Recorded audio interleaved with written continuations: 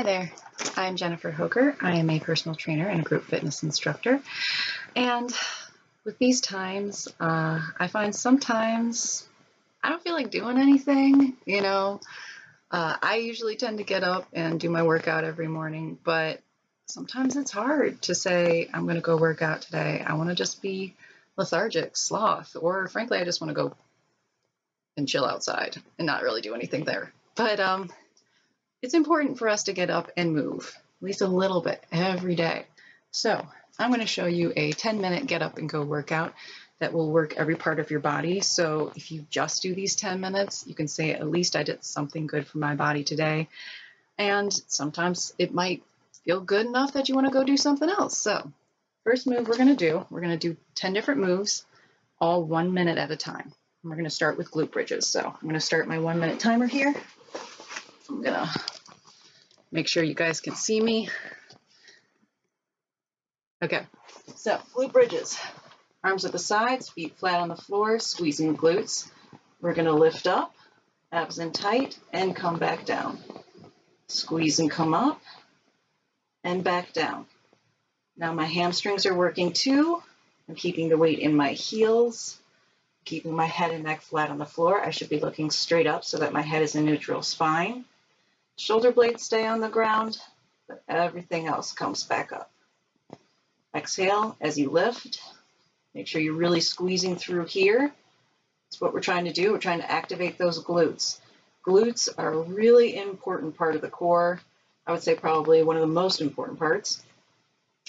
And so often as we grow up, we become quad dominant. We stop using our glutes. We focus on using our quads for everything. This is the biggest muscle you have for a reason. All right, so that's your minute of glute bridges. From there, we're going to go straight into a minute of 90-degree crunches. So bringing your legs up to 90 degrees, placing your hands behind your head, pick a point on the ceiling, and then we're just lifting the shoulder blades up off the ground and coming back down. Now I'm picking that point on the ceiling and staring at it so that I don't end up bending my neck like this, taking your head out of neutral spine, and then all of the energy is going into your neck and not your abs, which is where we want it. So exhale as you lift and come back down. Now, if you feel like this is still a little challenging, you can always bring your feet down. Still the same thing though. Picking that point on the ceiling, head comes up and down, keeping it in here. Thinking about pulling your abs in tight, okay? But I like having my legs up here. And down. Got 14 seconds. Down, up, down, up, down, up, and down. All right. So from there, we're going to quickly just flip over. Get that 1 minute timer started. We're going to do Supermans or swimmers. Supermans, arms and legs straight, head looking down, lift the arms and the legs, then come back down. Now, as I'm doing this, a lot of people tend to lift their head. Don't lift your head. That takes your neck out of neutral spine. It bends it. You want to keep the head looking down the whole time. Abs are still in tight, even though you can't see it. Squeezing the glutes. Exhaling as I lift. Now, if you want to make it a little more cardio, lift your arms and legs, and we're going to flutter them. That's going to definitely bring your heart rate up. So maybe try some of this. If you get a little fatigued, take a second and go back into those Supermans instead. Now, if you find the Supermans are a little bit challenging for you, you can also just do regular swimmers where you're lifting the opposite arm and leg. They'll still work those back muscles, those butt muscles, those hamstrings. All right, so that's a minute of that. Next, we have push-ups. So I'll show you starting on my knees because that's a perfectly legitimate way to start. So you want to make sure your wrists, your elbows, and your shoulders are all in line. I like to have my feet up if I'm going to have my knees down. And we just come down and up. Okay? So if you notice though, My body is staying flat. It's a board. I'm pulling my abs in for this and coming down and up. My butt's not out here. This is not a push-up. This is a push-up. This is also a push-up, okay? Now, if you find yourself getting a little fatigued and you want a second, maybe go back into child's pose. It stretches out the arms, gives your wrists a second to relax. And then as soon as you can, get back into those push-ups. Now, if you want, you can go into the full push-ups. Once again, abs in tight though, okay?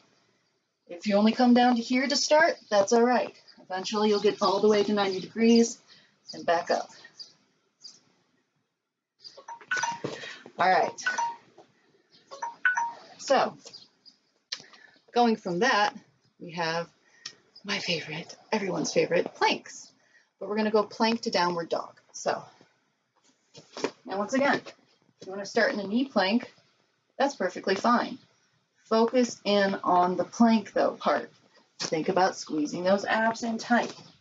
If you want to go to full plank, that's okay. So, if you're in the plank, you're going to go plank, sinking back, raising the hips, pushing back into the hips, letting those heels come as close to the ground as you can, and then going gently back to plank.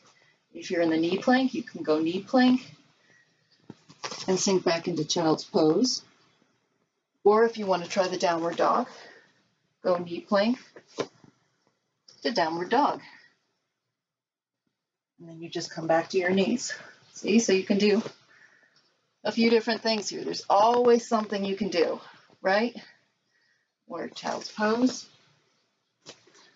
or go full plank and downward dog and back. All right, so that's our minute there. You can choose how many cycles you want to do of the downward dog or the plank based on what your individual goals are, based on how you're feeling that day, based on what level you're starting at. Always choose the level that works for you. So, all right, next one we have, we're going to stretch out those hip flexors. Raise that up just a little bit. So, you're going to start with your up on your knees. Bring one leg out in front of you, making more than 90 degrees to start. See, I got an obtuse angle here. So here's your math for the day. We got an obtuse angles. Now we're going to just come for 30 seconds, bending to make a 90-degree angle with this leg before stretching out your hip flexor on the other side. Now, if you want, you can bring your hand down for support. Or if you really want to get stretchy, you can bring your arms up. That'll help stretch. All right, so I'm going to take a second and switch to the other side. So now I'm bringing my other foot out, making more than 90 degrees to start, and then bend into the leg. And once again, you can either bring your hand down for support, or you can come up and lift those arms. I really feel that stretch right here in that hip flexor. Notice my knee stays behind my toe, way behind my toe. You do not want to put pressure into this knee. So you can just stay there for a second.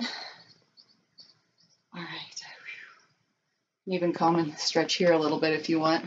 That's a good hamstring stretch. All right. We've done all that. Now we got to get up off the floor. So, last couple of moves. Now that we're up here, let's get ourselves really moving. So we got a minute of either a march, or you can jog, getting that heart rate up, starting to really get the body moving. So keep it going. Like I said, you can march. If you're marching, you can either focus on speed, keeping the knees down a little bit. You can go slower and focus on raising those knees up more.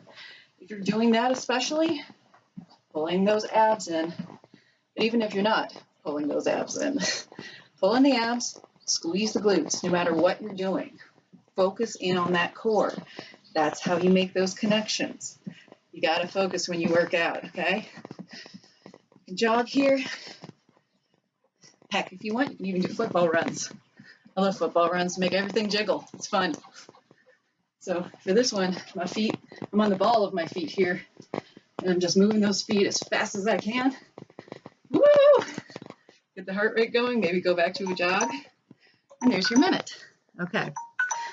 So now we got a minute of squats. Just body weight. I'm just going to squat down and come up. So, squat form. Feet hip width, shoulder width apart. Farther if you feel like you want it for more comfort. We're going to sit back into the squat. Knees are going to be behind the toes the entire time. Chest and head stay high. I should be looking forward so that I'm in neutral spine. And as you exercise, do your best to breathe in and out of your nose. Your body is able to take in better oxygen breathing through your nose. It will help you. I guarantee it. It has completely changed my workouts. So seeing it from the front, squat down, up, down, up, pulling in my abs. As you can see, I squeeze my glutes as I come up. I push my hips forward a little bit to really squeeze the glutes. Just coming down and up. All right. Our last move for your get up and go workout. Hopefully you'll actually do it. Jumping jacks. Very simple. Now there's a million variations to jumping jacks. First of all, if you want to go low impact here, we're going to just step it out side to side. There you go. All right. You can even just bring the arms up and down to here. But you can even do punches up with them. You can do uppercuts with them. You can change the direction of the feet. You can crisscross the feet. So if you're like, jumping jacks are boring, find a way to spice it up. Make it fun for you. Throw your arms out like here, like you're having a party. Woo! We're exercising, we're moving, we're getting up and going. All right. And with that, we have 10 minutes to get you up and moving. And I hope this has helped you. I hope that you have a wonderful day, whatever it is that you do today. Remember, be good to yourself and be good to each other. Push hard, but know your limits. And we'll see you next time. Take care. Bye.